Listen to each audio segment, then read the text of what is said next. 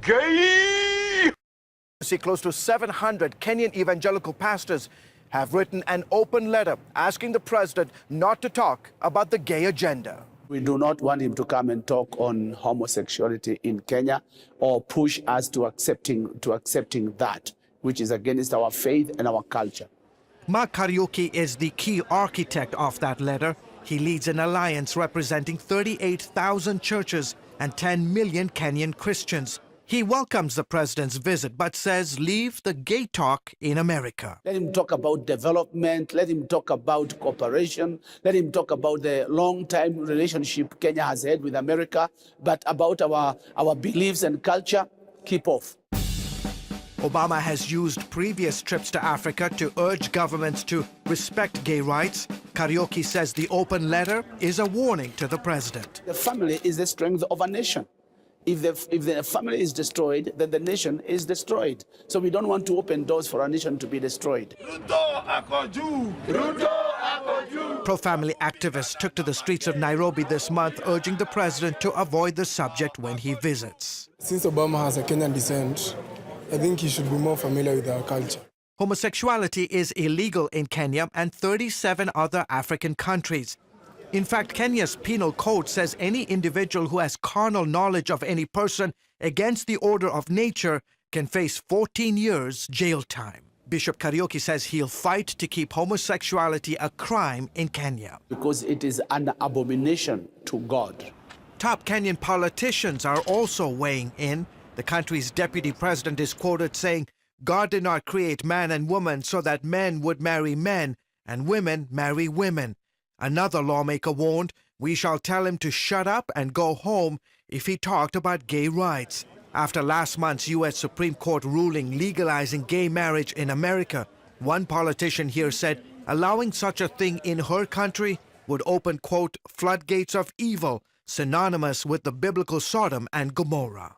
Meanwhile, Bishop Kariuki says the president is destroying America with his support for gay marriage. I believe that with all my heart. With that agenda, he's ruining America, because America has been known as a Christian nation. It has been known as a nation that has sent missionaries out. Now it is a different nation altogether, because it's an agenda against God.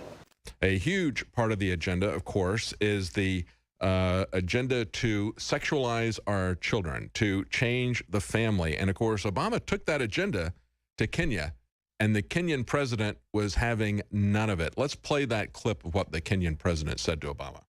Value for families. These are things that we share. But there are some things that we must admit we don't share. Our culture, our societies don't accept. It's very difficult for us to be able to impose on people that which they themselves do not accept. This is why I repeatedly say that for Kenyans today, the issue of gay rights is really a non-issue. Yeah, it's not like we have solved all of those problems that he mentioned. Those are all things that are glaring problems, things that government could help, in most cases, by getting out of the way. Instead, what they're trying to do, in the words of the Kenyan president that you just heard, is impose on people what they do not accept. And of course, one of the ways that they do this primarily is through the schools. This is what the schools were designed for. If you go back and you look at the writings of Horace Mann and others, you'll see that that was what they wanted to create the schools for. They realized that their socialist experiments were not succeeding in the mid-1800s, and they said, well, the problem is that we need to get to the children at an early age. Every dictator has said this throughout history, going all the way back to Plato's Republic, where he basically wanted to destroy the family so that the only loyalty would be to the government. That would be the way they would control the people. They would not even know who their parents were. Perhaps we're pretty close to that today.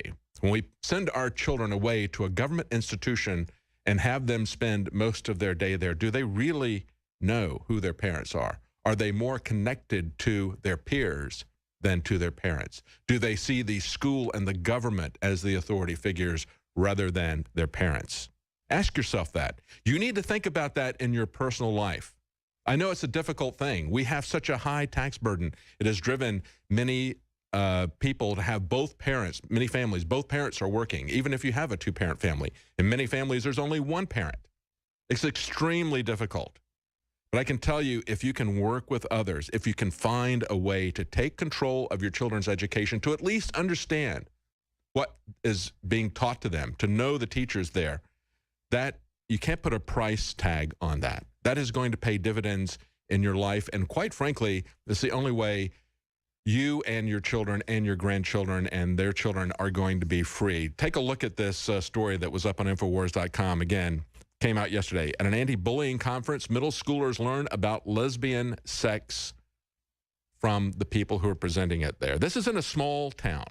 It's less than 5,000 people, 4,690 people in a small Iowa town. Among the nearly 24 speakers who are supposedly going to be there about bullying, only one attendee, only two addressed bullying, said one attendee. The rest of them were selling this. That's why, that and other things like Common Core, that's why so many people are moving to homeschooling. There's an article from Common Watch talking about how in Virginia and other places, people are concerned that even the private schools, even the Catholic schools are adopting Common Core because they want to teach to the test. Don't let them put that kind of pressure on you.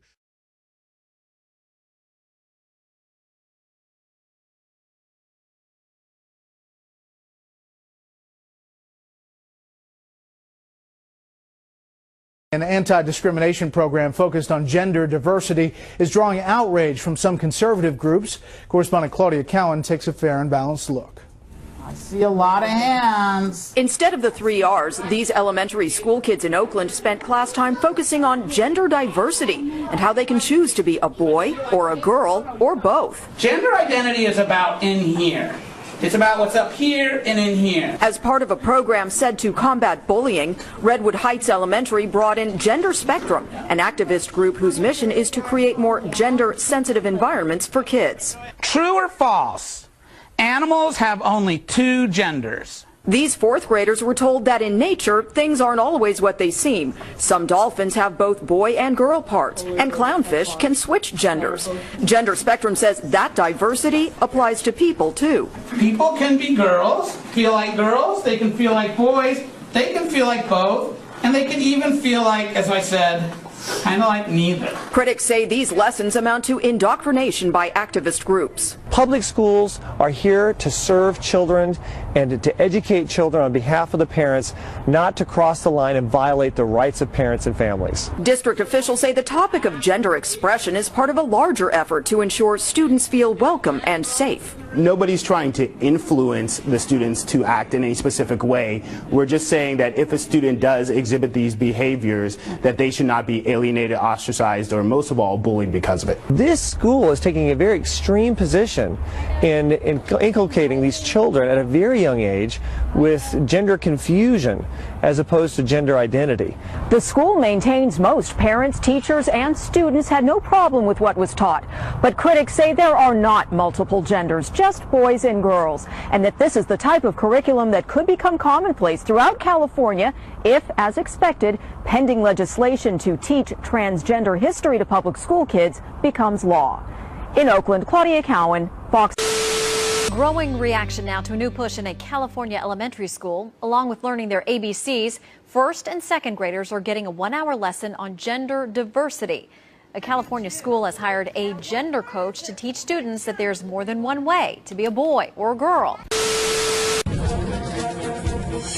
Well, young kids as young as 5 are getting a lesson about transgender issues when classes at Horace Mitchell Primary School in Maine were read the book I Am Jazz about a child with a boy's body but a girl's brain. Parents are upset that they were not informed about the lesson, and now one mom is saying that her 1st grader is asking if he is in fact transgender.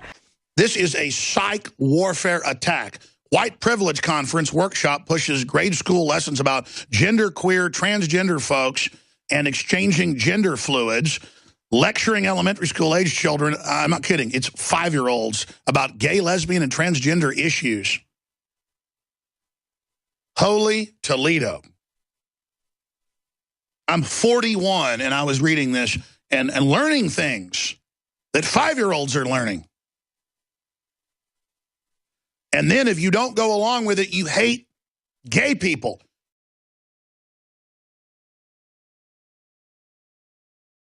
An Oklahoma judge dismissed 3 felony child sexual abuse charges against a police official, despite forensic evidence proving that this cop did molest this child.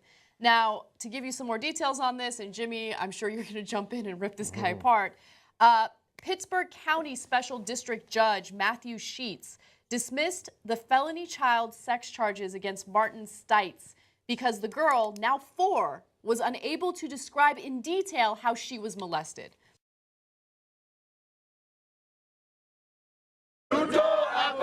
Pro-family activists took to the streets of Nairobi this month, urging the president to avoid the subject when he visits. Since Obama has a Kenyan descent, I think he should be more familiar with our culture. Homosexuality is illegal in Kenya and 37 other African countries. In fact, Kenya's penal code says any individual who has carnal knowledge of any person.